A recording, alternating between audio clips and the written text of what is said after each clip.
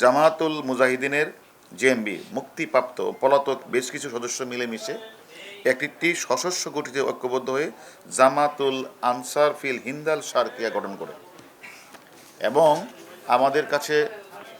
Special branch এবং তত্ত্ব ছিল এবং আমরা এই তত্ত্ব নিয়ে ডিবির সহযোগিতায় আমরা কল্যাণপুর এবং গাবতলীর ধারাবাহিক অভিযান চালিয়ে নিষিদ্ধ জঙ্গি সংগঠন হিন্দাল শারকিয়া দলের বৃহত্তর ফরিদপুর অঞ্চলের সমন্বয়ক সহ বান্দরবনের কুকিচিনের সন্ত্রাসীদের কাছে প্রশিক্ষণপ্রাপ্ত 3 সদস্যকে আমরা গ্রেপ্তার করি। তো আসলে এই যে নিষিদ্ধ এই জঙ্গি সংগঠনের নেতা এবং সদস্যরা বিশ্বাস করে গাজওয়াতুল হিন্দ নামক একটা ধর্মযুদ্ধ হবে এবং এই বিশ্বাস করা হয় যে কোনো এক সময় দাজ্জালের নেতৃত্বে ভারতে যখন মুসলিম নিধনের বড় রকমের চেষ্টা করা হবে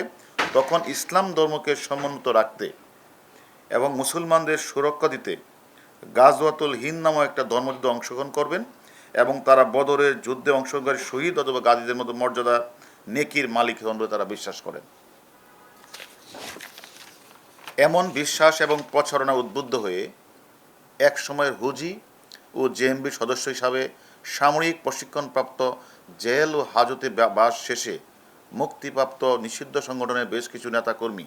ময়মনসিংহ, ঝালকাঠি, ফরিদপুরের মাগুরা বিভিন্ন জেলায় যুবকরা গাজওয়াতুল হিন্দ এই অংশগ্রহণের প্রস্তুতি নিতে গঠন করে জামাতুল আনসার ফিল হিন্দাল শারকিয়া এবং বাংলাদেশের পুলিশ সফলভাবে জঙ্গি রাস্তানা ধ্বংস জঙ্গি তৎপরতা নিজেদের সফলভাবে দমন করতে পারায় এই জঙ্গি সংগঠন সমতল এড়িয়ে তারা এখন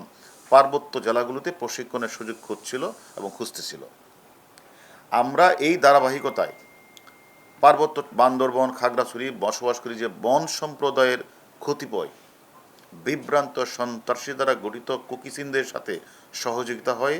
জামাতুল আনসার হিন্দ শারকিয়া। এরা প্রচুর অর্থের বিনিময়ে কুকিচিনের সন্ত্রাসীরা হিন্দাল শারকিয়াদের সদস্যকে কীভাবে বৈরী পরিবেশে সার্ভাইভাল করতে হয়, আনআর্ম কমব্যাট, এসএল রাইফেল পরিচালনা, এক্সপ্লোসিভ ডিভাইস তৈরির ব্যবহার, সিওবিতে অংশগ্রহণ ইত্যাদি সে তারা প্রশিক্ষণ দেয় টাকার বিনিময়ে। বাংলাদেশের পার্বত্য জেলাগুলোতে কিছু বিচ্ছিন্নতাবাদী ও সন্ত্রাসী গোষ্ঠীর সাথে মিলে অপরাধমূলক কাজে জড়িয়ে পড়া, দেশকে অস্থিতিশীল করে জঙ্গির হেলাফত স্টেট প্রতিষ্ঠা, পার্শ্ববর্তী দেশগুলোকে নিষিদ্ধ সংগঠনের সাথে যোগাযোগ বজায় রাখা এবং নিজ দেশ এবং পার্শ্ববর্তী দেশের বিরুদ্ধে ধর্মযুদ্ধে জড়িয়ে শহীদ বা গাজী হওয়ার নেকি অর্জন করে রসদ সামগ্রী কর্মী সংগ্রহ তৎপর ছিল গ্রেপ্তারকৃতরা এবং তাদেরকে আমরা 4 দিনের পুলিশ রিমান্ডে এনে আরও জিজ্ঞাসাবাদ আমরা করব।